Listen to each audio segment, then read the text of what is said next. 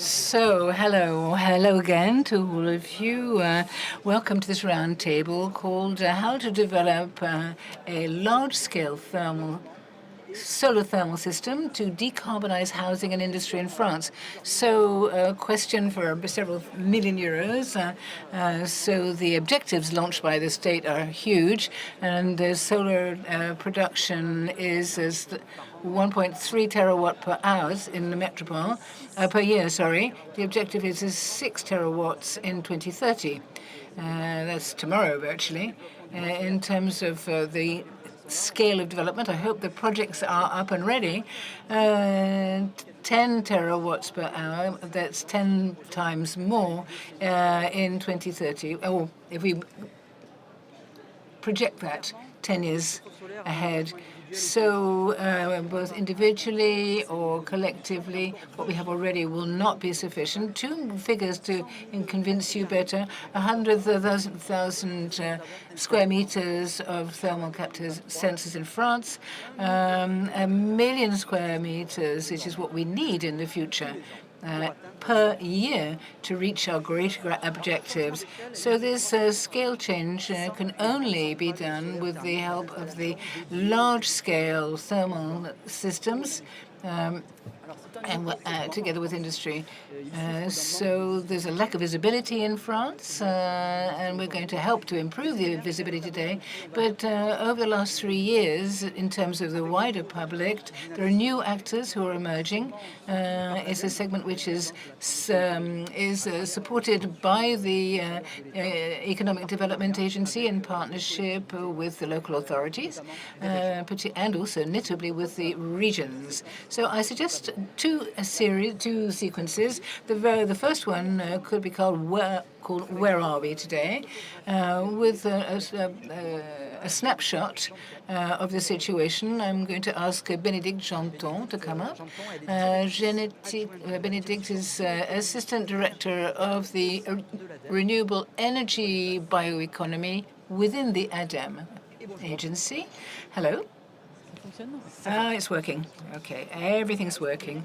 Okay, if we're going to really try and understand what we're talking about, I've asked you to tell us a little bit for 5 minutes about the situation in terms of solar thermal in France today on the large scale. Okay, thank you very much. Well, perhaps to sort of give, first of all, thank you very much for your invitation. I'm delighted to talk about solar thermal today here at your EnerGaïa. So to give you an idea of what we're really talking about here, renewable heat. Renewable heat is actually direct heating systems. It says 43% of our energy consumption, and 33% is two-thirds of fossil. So if we're talking about decarbonizing fuel, energy is absolutely essential. So it's not just about electricity. When we talk about renewables, we are talking about energy, but we're also talking about heating.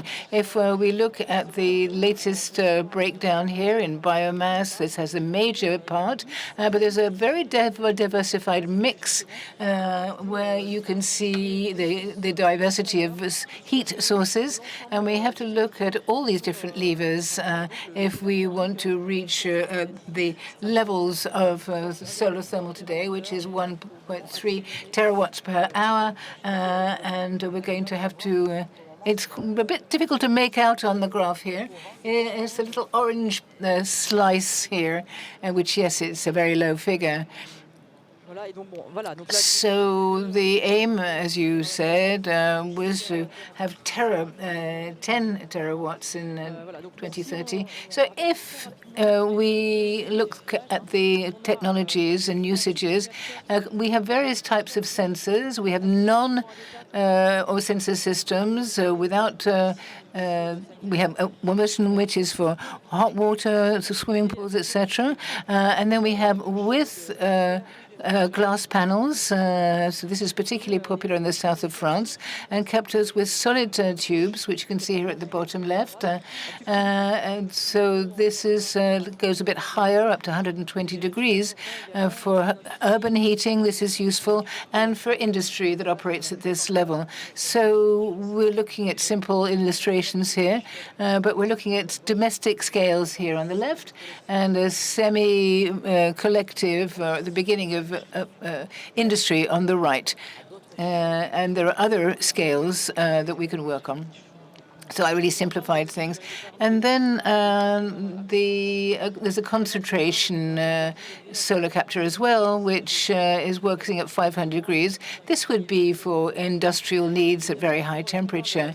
And when we talk about the subject today, which is the major installations, we're going to be looking at these are on the ground rather than on the roof, so that we're able to really bump up the power.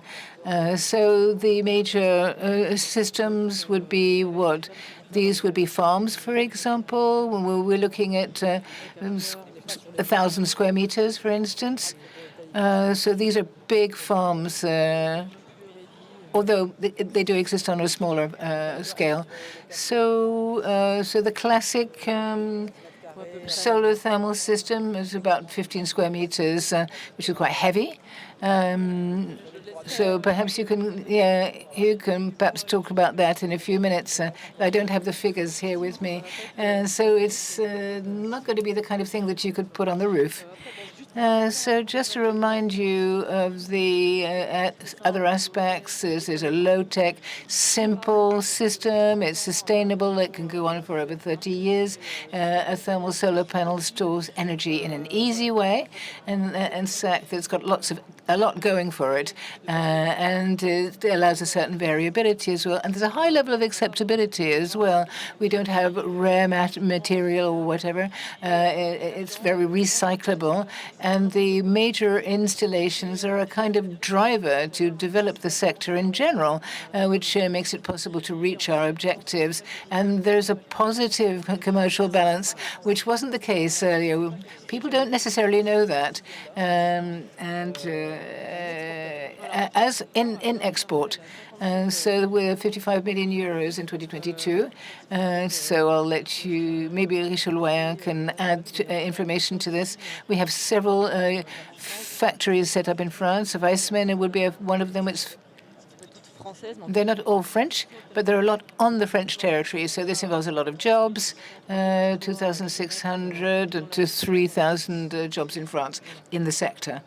And then what's important for me to mention in terms of what we're doing at the ADEME, which is what we're currently doing, is on Monday, just this Monday, we got together with the colleagues who are here, and they set up workshops to build a national action plan on solar thermal. This is a real priority to co-build with all these sectors, as was the case with geothermal.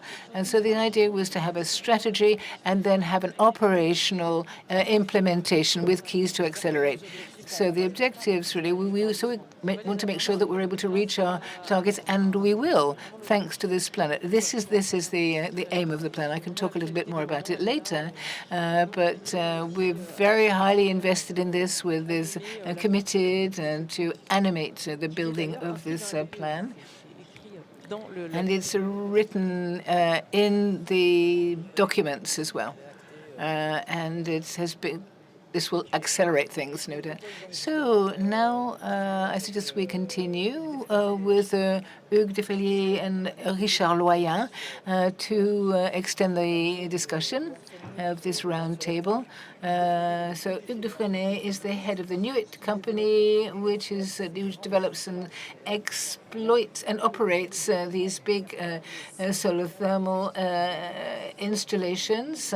And Richard Loyen who is working on solar energy as well. So we met a little earlier, but hello anyway. So a question for you, Richard. Now, what's your vision ultimately, or from a professional point of view, in terms of the way the market is developing, not only in France, but in Europe as a whole? Perhaps where we're seeing that things are in decline, and yet, tell us what the reality is. For solar thermal, it's a market which began in France with an installation plan. This is not the case in the south of Europe.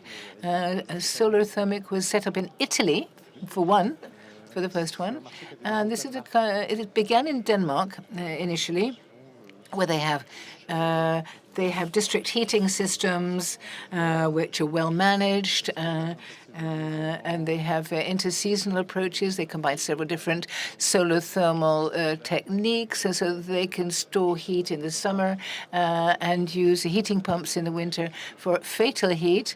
So it began in Denmark. Today it's a market which is extending in Germany as well, where they're setting up district heating with interseasonal storage. So they have something like 70% for a little village, for instance, of their heating needs. And so they also have a bit of biomass and heat pumps as well. It's developing in Holland as well. In Oldenburg, there is a solar thermal installation. It's a new usage, whereby we're really changing dimensions. We were talking about individual installations, and then perhaps for residential needs communities later. But now the scale is really changing because solar energy is was expensive to produce. But today, if we want to decarbonize energy, the solar thermal mix is a very good candidate to do so. And so in terms of what we are actually saving, we import natural gas for the time being. We imported gas from Russia with the war in Ukraine. We're avoiding this. It's going via Azerbaijan, apparently. So we've got fracking gas as well, which is another option, but this is not one that we're interested in. And if we use local resources, a thermal solar field is an excellent way of using land and avoiding importing gas. So this is a market which is taking off worldwide. It's developing in China as well, and is also developing in Europe. And the French can be relatively proud of themselves. I think they rank third in the solar market. But it's a dynamic which is not only French, and we're at the head of the group in these set of different countries. Yeah, maybe just to add a little calculation that we made. We looked at the trade balance, for example, and when we look at the gas which we haven't had to import, and we're looking at 4 million euros of savings, and so every year is to 2 billion of electricity bills that we are actually economizing on. So I think it's a figure we should really keep in mind. It's very important, and there's a beginning of an awareness at the highest levels of the importance of this. So we have the latest report in terms of the environmental impact, which is disastrous if we use methane-based fuel. So it seems almost obvious that we would develop this type of renewable heat close to the networks which exist. We can see this with the example in Narbonne on an industrial level. And then we're dealing now with manufacturers for large-scale solar thermal, of not necessarily French, but at least European. Absolutely, yes. There are European manufacturers today, and we buy for them. But perhaps to talk a little bit more about the fact that we're right at the beginning of this installation in terms of the potential. We're really right at the beginning. We were talking about the surface areas earlier. So if we define the size, a large installation, 1,000 square meters is the minimum. We're looking at several tens of thousands of square meters. This is the surface area that we will need for this solar thermal system. Big installations then. Visually, this is something which will be very highly visible. We can't compare it directly with PV panels, but in energy terms, we're looking at in terms of from 70 to 80 degree heat. We're 3 times more efficient than what exists already in terms of PV. But nevertheless, it does involve using land, which is even more critical, given the fact that this installation has to be in proximity to the user. So perhaps we could, Richard Loyan, perhaps you could tell us where we're up to today. Okay, we know perhaps where we are, but where are we going? So if we... Could you tell us something about where we're going? Is it in pink here up at the top? Is that the distribution of installed capacity? 2022. This is right at its birth, and this with a system which will work well. We're looking at solar heat as a service at the moment, and in 2025 this should represent about over half the production of solar thermal in France. Is developing very quickly, but this is going to be the cheapest form as well, and then the idea is to get it right as far as possible, whether we're talking about 50, 55 or 48%. The one thing that we do have to get right is the 10 terawatts per hour. And so we're going to have to get used to the idea that we're recuperating solar calories. Why not store these in between the seasons? This will be a paradigm shift for us. So to reach this spectacular figure, so it's how many heat installations will we need over the next 10 years? We're talking about about 1,000. If we can equip them with solar thermal, that would be the ideal. So it's 1 gigawatt per solar thermal per year by 2030. So 60% will be using solar thermal. It's amazing we're going from 100 megawatts to 1 gigawatt. It's a gigantic leap. So we also talk about around 1,000 square meters of solar thermal installations. And very quickly we can hope to get close to these figures for 1,000. So we're going to have to open, if we can reduce the actual size that we need, we'll be looking at a target of 50 per year. So they then be multiplying by 2 or 3. So there's a lot more to do. But at this point, we're going to have to make a paradigm shift. And if we're optimistic, it means the development period is about 3 to 4 years if we compare wind turbines with PV panels. But when we're talking about solar thermal, it's literally something that we'll be able to initiate in the next 2 years, which will enable us to reach this objective. So it's highly urgent. Benedict was talking about the plan earlier, and systematically we have to think about solar thermal. It's largely unknown. I think that there are professionals here in the at EnerGaïa, perhaps, which don't really represent the importance of this area. There simply won't be enough wood in the future to be able to supply our needs in any other way. And so we will need solar thermal, and we're getting down to work, which is the good news.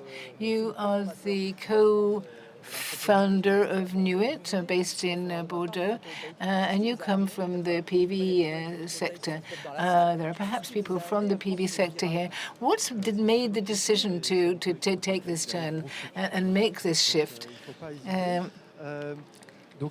So, yes, we developed PV and wind turbines for a 10-year period.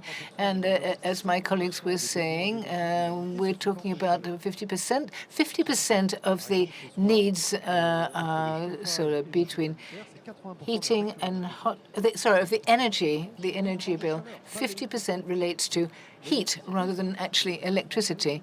This is tendency in France to talk about in terms of energy, whereas it's interesting to think in terms of what it represents in terms of heat.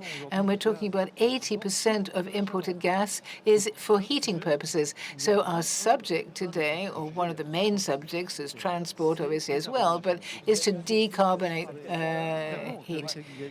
And so there's work to be done here, and there are solutions. So why are we lagging behind in terms of compared with electricity? Is that it's more complex. In electricity, we're lucky enough in having a grid, a national grid, and we can make calls for tender, and we can make the correlation between production and consumption, and we can decorrelate the consumption points. It's different for heat. Here, we're going to have to decarbonize.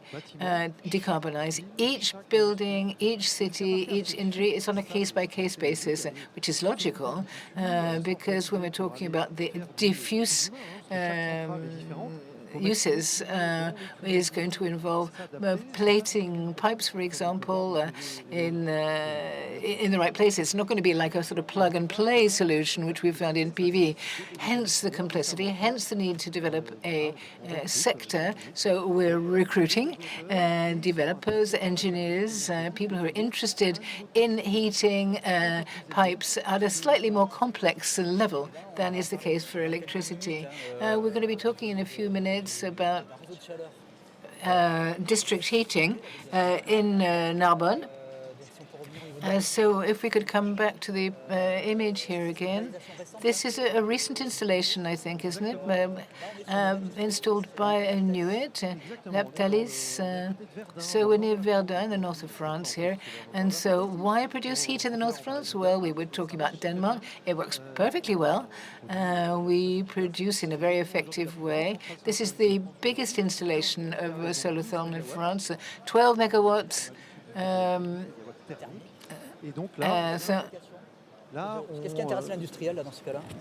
So on the industrial side, it was a dairy. It's a dairy in process where they dry the milk to produce dried milk with 180-degree airflow, and we preheat this airflow. And so previously it was all done by gas, and in the summertime, we can replace this by 50% using solar thermal, and we have plans to increase this ratio by adding, and this is what's so wonderful about thermal, we've created this district heating system, and we can add on heat pumps, we have storage systems, and solar thermal is a system which can be combined with other technical solutions. This has made a perfect transition to move on now to talk about district heating. So he is the assistant mayor for Narbonne for the ecological transition. And so we're going to be changing image now. I think you were already responsible as a politician in Narbonne in 2017, to give you a time scale. And the idea came up of providing an installation to with various techniques, using wood, using gas as well. And 4 years later, you were able to set up a 2.8 megawatt thermal plant. It's the biggest one in France for urban purposes. I don't know whether, I think the record has probably been broken since, but it's not bad, even so. So what really set off, what triggered this process in 2017 when you were presented with this larger solar thermal project? The idea was to get things to evolve on the site. As you mentioned, we started with fuel, and then we went on to a biomass boiler. Then we worked to externalize the network, to supply more public buildings and houses. And the idea was to work on the facility, to improve it further, and minimize the costs through this solar unit. And this proposal, we're talking about typical heating systems. I think it was EnerGaïa who initially gave this order. What was the purpose for them to push you along these lines? Yes, indeed. That was the setup, and then we all decided to move forward together, and there was financing through the ADEME in the region, and bit by bit we could put the project together and roll it out. So what was the point for the DALCA operator? Well, financially speaking, I'm not absolutely sure. The idea was to have a more reliable network with fewer constraints. And of course, when extending these heat networks, the idea was to improve the ADEME footprint. So the idea was to bring in a new means of production, not just biomass, move on to solar. And likewise, there needed to be a system for the summer. Biomass is good for the winter, and when people switch off the radiators, then things shut down because it can't work at 20 or 30% of its power. There's a technical minimum. So more often than not, as things are sized for the winter, they stop in the summer. And quite a lot of mass was left over. We found that with DALCA, who talked about the extension project, and bit by bit we said, well, why not put together a project? The ADEME decided to support us. What about the technical constraints? And there was an economic issue too. We're talking about a neighborhood with a lot of low-cost housing. It's Saint-Jean-Saint-Pierre in Narbonne, which was known some time ago for rioting, which was covered by the media. Now things have changed completely. The neighborhood is very peaceful.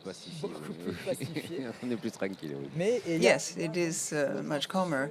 We have the low-cost housing. There's a secondary school, 4 schools, a hospital. So there's quite a big financial stake in terms of the cost of energy. And it was too expensive, I think, in the past. And the following question is 3 years down the line in terms of the economics and the technical side from the stance of the city. What has changed? Well, the biggest surprise for us was that COVID, the war in Ukraine, the increase in the price of gas, that neighborhood has this heating system, and the cost of solar energy can assist. In the area, there are a lot of fairly poor households, and they couldn't manage with the steep increase, and they couldn't have managed with the steep increase in the price of gas and electricity. And for them, everything was transparent. there wasn't this problem. And that's probably what's most important, as you were saying earlier on. 50% of the cost of housing is heating. So they were able to go through this difficult period thanks to this project without any downside. 10 centimes and a half, is that the cost of this heating system, solar heating system? Is it 9 centimes now? Has that proved correct? That's a very good question. The heating is billed to the end user. There's the production, distribution, transport. When it comes to production, solar heat, yes, indeed, the prices have come down. We'll have a forthcoming study on the cost. The ADEME has published the cost of publishes the cost of renewable energies every 3 years, and in thermal heating, we were at 72 per megawatt hour before any public support. These are the costs. That's the cost price. I don't know what's actually invoiced. So the cost is tending to drop over time, contrary to other sources of heat. So that's interesting when it comes to the financial setup. You have public support, there's a private operator, a manager who manages these heating systems. How does it work in Narbonne? Did the city invest as well? What happened?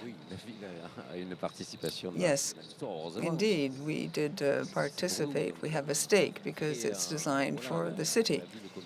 The city makes its contribution together with its partners. ADEME, in this case, accounts for about 50%. And then we participate to the tune of 30%, the region 20%, if I remember right. It must be, those are the approximate figures. So it's something that's very bearable for our local government.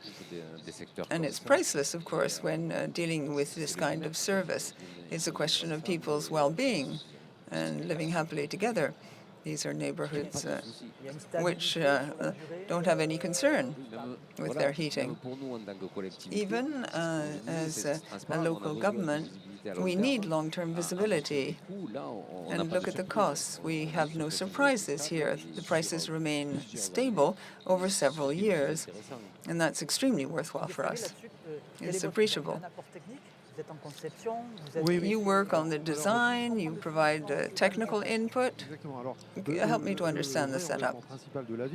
Well, the main commitment of the city is to buy the heat, and we've committed to a given period. The facilities belong to New Heat, 100%. Regional funds for the energy transition. We created a company dedicated to the project, and that was the investment. It's third-party investment. And then we sell the heat to customers with a meter. There's a heat meter, and we sell the energy in that way. We need public support for things to be competitive. That's why ADEME, which was the main supplier of subsidies, well, it's not per megawatt hour produced. It's an initial upfront investment that's made. We got strong support from ADEME. Over 50%, I think 57% came from ADEME, and then Occitania as a region rounded off the figure so that we could really be competitive. There were 2 or 3 technical hiccups during the rollout period, and we got about 65% or more subsidies. So that's the financial setup. And this, the contribution of ADEME was extremely important. I'd like to thank ADEME for its help. It helped us with the file, each project. It's not plug and play. You don't have a call for tenders and you choose people on the basis of cost. There has to be a technical follow-up. That's something the ADEME and the operators want, and without public support, we wouldn't have been able to be competitive in terms of the price of gas. Of course, the price of gas rocketed at the beginning of the war in Ukraine, and now it's very low again. And the competitiveness of renewable heating systems is complicated. Either people continue to use gas, or you tax gas, or you subsidize some other form of heating. And there is a carbon tax, which is limited in terms of time, and public support is necessary so clients can be sure that this solar heating for the next 25 years will remain competitive. Maybe if you have one question, you need some further details as to the functioning of these urban heating systems. You have Alain Vico and others here who could answer your questions if you have a really targeted question on this specific system, solar thermal. Otherwise, if you think about a question, you can ask it at the end. So let's go on to the second sequence. We saw an interesting example. We've understood we'll have to increase the number of such cases. So where are we heading for? A lot of initial upfront work has been done already. That's perhaps the conclusion of the preceding session. We have an agreement between the state and ADEME. They've agreed on their objectives. But what about the National Action Plan for solar heating, solar thermal sector? The land, for example, was clearly identified. Because you have to be able to change scales at a given point in time. What are the current obstacles that need to be overcome? Well, with the solar thermal sector, there are two obstacles, basically. The first is that ground-based solar thermal heating creates a sort of an artificial covering of the land. Photovoltaics on the ground aren't deemed to do that. And so you have hectares and hectares of photovoltaic solar panels, and this doesn't mean that the land has is being used for an artificial use. Whereas people say that with a solar thermal system, it's the contrary. So the law was poorly drafted. There's several ways of getting around it. There's a circular issued by the ministry could issue a circular letter and providing a better definition before the law can be modified. But we don't have a National Assembly currently, so we don't know when any changes could be brought in. So as of the beginning of next year, we could remove this obstacle, which is a real handicap for local government and others. You have this land issue because the idea is not to cover the land with something very artificial. And so there's only a limited amount of land available if we don't lift this constraint. What about Vico, the Narbonne, that project, did it stop right away? We had to make certain choices. We wanted to be able to use the land, as we currently do. We have this law, and we'll have to decide what we want in terms of land use. We may choose between housing and economic activity or decarbonizing the city. Well, it's impossible to square that circle. So that's number one. And another obstacle on an equal footing is that these ground-based solar thermal heating units are not viewed as being of a collective benefit. In other words, you can't use a park, a nature reserve or something for a solar thermal sector, whereas you can put solar panels. It was tough with the solar panels to start with in France, but then the doors were open large for solar panels, and we need the same to apply to the solar thermal sector. We don't need all that much land. This kind of electricity is decarbonized, and heat is carbonized for the time being. So it's in the interest of the country to decarbonize the heating systems, and there we need to use a solar-based system. We need things to be very concrete for the next government. This measure needs to be introduced so that we can free up land for these solar thermal units. That means like the Narbonne unit is the equivalent of not importing gas for 40 or 50 years. It's quite surprising what you're saying. Is it because this sector wasn't visible? Because it wasn't, the intention wasn't bad? No, I don't think that the state services or the central services meant badly when they introduced this clause. It was just the beginning of this sector. And as recalled by my colleague, it's the very beginning of this economic activity, and there's an administrative problem in the country. Even the boss of EDF and Total were complaining about all the red tape.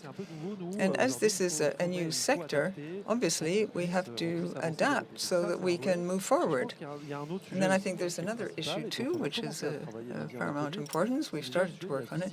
There's this issue of visibility, the visibility of this sector. We need systematically to talk about the use of solar thermal energy. And there's something new when it comes to thermal energy here. Since the beginning of 2024, a principle has been introduced. It's called choice. Yes, thank you for giving me the opportunity to explain this. Effectivement, alors, Indeed. on avait cette démarche, en fait, elle est née en Île-de-France. On appelle ça In Île-de-France, it's called EnerGaïa. There's a lot of geothermal energy, very deep geothermal energy in the Île-de-France area. There's a lot of hot water, and that enables us to heat thousands of people in the Paris region. First of all, you have to see whether you can pool the means of production. You have to see whether you can afford this kind of a solar heating system. You have to be able to recover the heat, and then all the thermal renewable energies which can't be moved, geothermal energy, etc., that you can't move. Biomass can be moved. So you have to give priority to things according to whether you can use solar or geothermal energy first or last. You have to see how to proceed and in what order. Of course, it takes several years to build up this kind of a system. We didn't say right away, no, we won't finance projects that don't respect this principle of hot air, but we have to go increasingly in this direction and provide the requisite tools and training so that design offices can likewise create the right specifications. We encourage training. In design offices, we have supplied notes on geothermal energy and solar thermal energy, and the General Secretariat for Ecological Planning has been stressing these points recently. Likewise, when we talk about the situation up to 2035, we talk about biomass in order to become carbon neutral. We don't have enough biomass to decarbonize all the various areas of activity. It's a question of available land, for example. You have to distinguish between the types of biomass. You have agricultural biomass, for example. And anyway, that's our general procedure. Similarly, in 2025, as you know, there was a major debate about the heat fund. There was talk about a reduction of 25%. I don't know, everything is a bit up in the air at present. We may know more in the days to come. But basically, the fund should be maintained.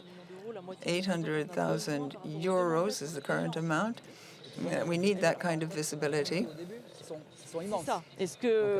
So there's a huge need for financing. Yes, we need to maintain the budget. The counterpart, our commitment, was also to reduce support for biomass. Most of the support will be for solar thermal. That's good news for you. So there, the support will be comparable to biomass at the beginning. You want to react? I think that's a very good thing.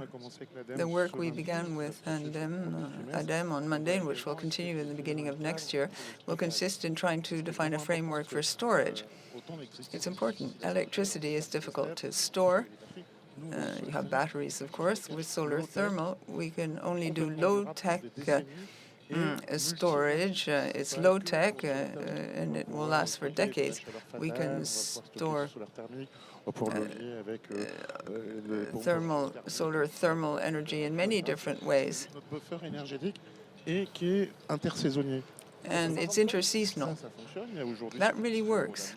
It works well in Denmark. There are test projects in Germany, likewise in Po. And it's a change in paradigm.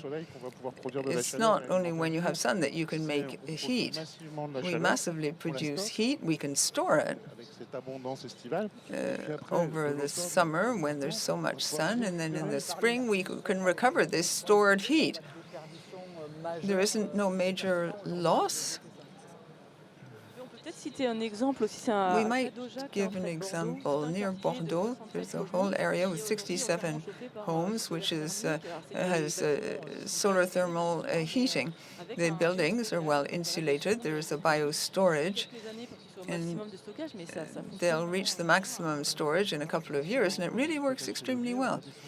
Yes, you have geothermal heating as well. Storage transfer with the transfer through the soil is sometimes a bit complicated, but in any case, we bank on seasonal storage in pits. 15 meters deep, spanning 3 hectares. That's several 100,000 cubic meters of water. You can heat up this massive water during the summer with solar thermal energy, and after 6 months, the water is still hot. We have 80% of the heat which is retained, and therefore this can help to economize on the use of gas in the winter. It works in Denmark. It's beginning to be well developed in Germany and Poland, and we're starting to do this in France too.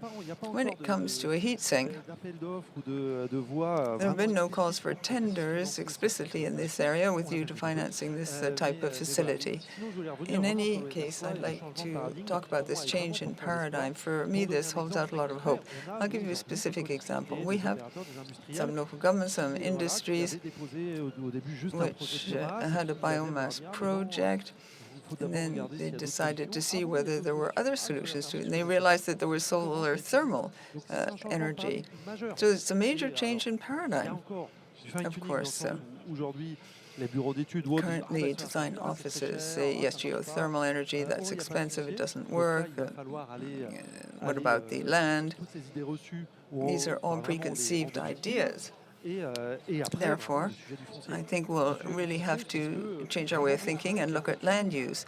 We link up through pipes, through industries and elsewhere. And what's the maximum distance for this kind of solar heating system? Well, the Narbonne project, you saw, entails a distance of 800 meters. In the network, you have the central heating system and different branches. So we're at the end of a branch, and we can feed the whole of the network. It's wizardry. And we can find land, and with a bigger facility, we could have 2 or 3 kilometers of piping, but that's the maximum. That enables us to operate outside the cities, and there's no competition, particularly with photovoltaics. With electrical cables, solar panels are easier to install. What will the source of growth be? What you need players like New Heat, for example. You are in this sector. You supply renewable heat. I keep thinking about the example in Narbonne. What's the role of the operator? It's fundamental, probably.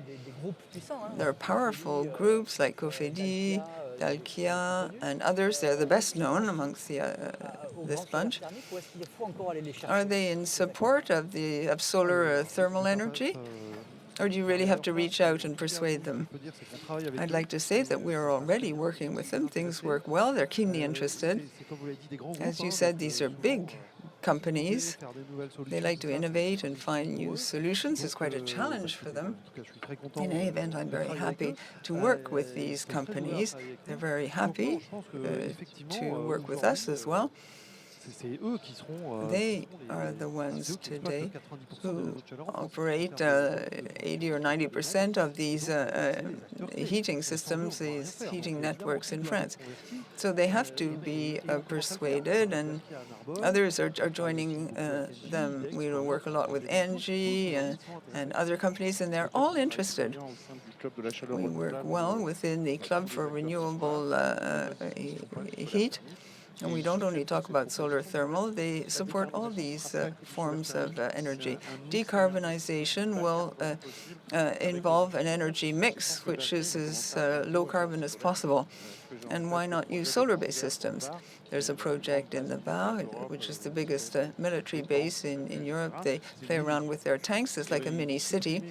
And they did away with an old heating unit.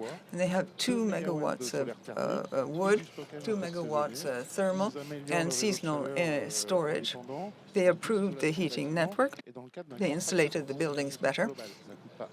It doesn't cost a cent for the Ministry of the Armies. I'd like to react to what you said. We have this excellent solar heating network, and we've done away with fuel, but in the schools that have been connected, we also did away with the old boilers in the hospital. Similarly, so we're not talking only about the advantage of the solar thermal energy. We can remove all the old heating facilities and in units which existed in the past. Okay, 5 minutes for a Q&A, comments, whatever you like.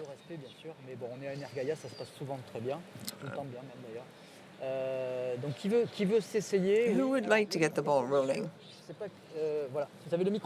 There's a microphone available, sir? You have to use a microphone. Could you introduce yourself briefly? Non, je suis un vulgaire citoyen. I'm just a mere citizen, a former municipal councillor. Non, j'avais une idée depuis très longtemps. I had an idea that dates from 10 to 20 years ago about thermal energy, and I recently realized that we're 30 or 40 years behind everyone else in this field. The best example is in Canada. We have Drake Landing, 1,000 meters altitude. It's an eco-neighborhood, 52 houses, 44 square meters of solar thermal energy with a whole unit underground. They use a bit of geothermal energy, and they've reached the world record of 97% of renewable energy heating. It's absolutely amazing. And what you were thinking was, why can't we do the same? Switzerland is doing something similar. In Berlin, the Reichstag has an aquifer, an input and an output well, and they heat the Reichstag all year round with that. Heat pumps can be used to cool homes in the summer, and the heat released can be used and stored together with solar thermal energy. There are lots of different examples. It's called STES or UTES, or I don't know whether you're familiar with the acronyms, but it's absolutely fantastic. Yes, Drake Camping you're very well informed. They have been pioneers when it comes to this kind of storage and heating. At the International Energy Agency, we work on solar storage. We work quite a lot with the Canadians. But we're not running late in France. We're not behind. We're not lagging behind, I can tell you. Indeed, there have been projects which are iconic ones, but they didn't lead to the development of a whole economic activity. In Canada, for example, you don't have huge projects for seasonal storage. They're small, a whole host of small projects. In Europe, we're leaders to a degree. Take the case of Denmark, for example, and other countries. Denmark is clearly quite a reference in this field. And what I'm trying to say is that in France, we are amongst the leaders. We have research institutes like CEA who are at the forefront, and it goes without saying that We indeed are doing our best to develop exports, particularly when it comes to energy management. We often talk about the technologies to make a photovoltaic panel plants or battery plants, and solar thermal is not a question of industry, it's in the system. We have a lot of researchers, and what we do is to develop dynamic models for energy systems. I won't bore you with too much information, but it's very complex. The system itself is complex, and the system control is complex. For example, the sun varies from 1 second to another, and a molecule of water in a field, like in Narbonne, takes 30 minutes to go all the way around. So how do you regulate the pump to reach the temperature wanted by the client at the time that person wants it? It's quite complex. We do use storage, of course, to manage the system. And here in France, we have leaders in this area. We have the panel plants in France are good for small panels. They do export for big ones. We hope the sector will develop. But when it comes to the engineering, we're really in a very good position. We're not lagging behind others, and we must continue. Along this path. So, I believe you have a train. Do you want to speak before you leave? I really have to leave on the hour, and one of my priorities really is to ensure that this plan of action on solar thermal energy comes to fruition. We want to get support from our ministers in the hope that we will soon have a government. Likewise, when it comes to network operators, this indeed is one of our missions. We need to diversify the mix of heat networks. We need to diversify solar thermal, geothermal. I'm very sorry, I have to race off. Don't hesitate if you have questions. Send them to me, and I'll be very pleased to send you an answer by email. Thank you very much. Thank you. Thank you very much. So we've got another conference, which we're expecting in a few moments. But I wanted to give other people a chance to express themselves. Meanwhile, I had another question, but do really put your hand up if you'd like someone to bring you the mic so that you can ask your question or make your comment. So a silly question, really, but couldn't we have a plant in France to produce big solar captors? Solar sensor panels? Yeah, it would be possible, but this is one of the claims that EnerGaïa is making to invest in this, and we've tended to overlook solar thermal rather. We do PV factories. We make plants for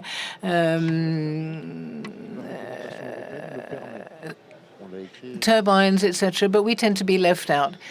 The ministry from last year said that Europe was prohibiting it, so that's absolutely not the case. It was perfectly possible. Our Spanish neighbors are going to be able to create solar thermal plants. So what we're saying today is that if we want to work work in the favor of decarbonization, there's no reason why we shouldn't develop solar thermal. But if I've understood correctly, this is an industry which is more difficult to delocalize because these are big captures with systems with aluminium, with glass, difficult to transport or expensive to transport in terms of volume as well. Yeah, absolutely. With a container with 5,000 euros to go from Shanghai to Rotterdam isn't particularly profitable either. So there's a question here. So it's important to invest in industry for this, also in terms of technological neutrality. And so the final point is the market. This year we have a market which has collapsed by 80%, and an industrialist needs to know what is going to make them work. And that we're talking about the market here. So the industry will not just do big solar captures. They're going to be working on heating and the major solar systems. This is the only activity which will be profitable, with a ramping system as well, 20,000, 30,000 square meters, so that we're able to scale up, or they're able to scale up. And so we have to be able to ensure our carbon neutrality, and we don't have the choice. So if we say that we have technology which is specific to electricity, we can't very well argue in these terms and say that we need specific technology related to calories. So I don't want anybody to be frustrated here for not able to ask that question, but the question here, we're going to be looking at the reindustrialization aspect of solar energy in a few moments. But just before, there's a gentleman at the back with a question.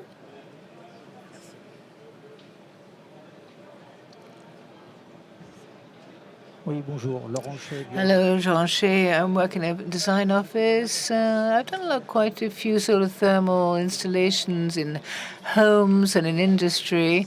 And I was also, after problems with the installation, the problem with solar thermal before was that we had a lot of installations where the installers tended to oversize the installation, which generated a dysfunctioning. And so the customers then were very reluctant to use solar thermal. After that, I have customers who use solar thermal and didn't even connect it because the operator, a number of operators, had the wrong attitude. And so I'm 4,000% pro solar thermal myself, and I think it's a great thing to be able to use this energy, which is there, quite simply, which exists.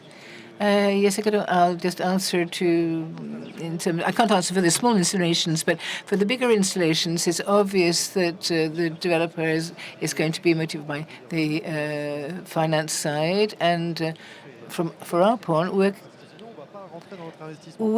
not going to invest unless things work well. So we're here to clean the panels, for example, and sell energy, and so they can be used. So the big installations, there are fewer faults. And this is the smaller installations were perhaps not conducted in the same way, but here we're talking about €1 million with finances, bankers that are investing, and who really have to rubber stamp the sector. And for this, we're going to have to mobilize hundreds of millions of private euros from banks for financing. And with the first installations was something which we weren't as aware of, whereas now we have everything in hand that we can multiply the volume because you have the know-how. A lot of people would answer to a public call for tender because they needed a heater, for example, but they weren't aware of what solar thermal actually represented.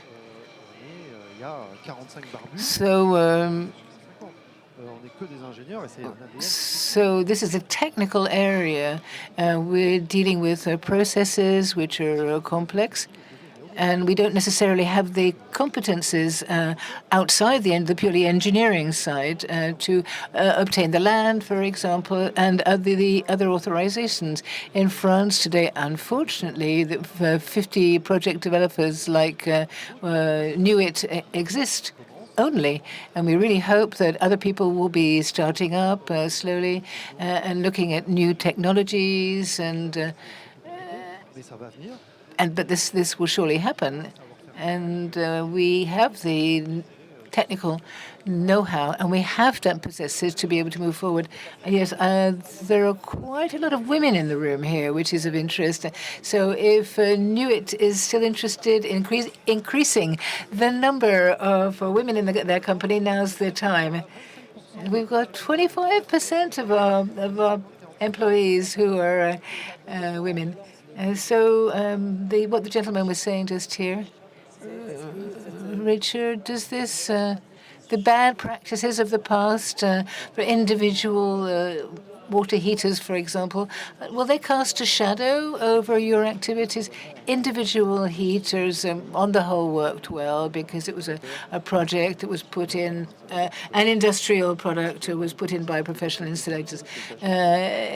This time, this is a product that has to be designed, it has to be implemented and operated, and each installation is different. There were problems in the past. We have to recognize this. Over the last 15, there is support to make sure that the system is more professional, and we've been able to provide sustainability, the hydraulic system, the monitoring of performance over time, for example, and other aspects which have lowered the risk for these installations, despite the negative reputation that they had, the poor reputation in the past. And today, Sokol represents more than 3,000 professionals, and for anybody who wants to join this dynamic for the tertiary industry, there are never too many of us to enjoy this success, so you're all welcome to join in. But we need more candidates, though.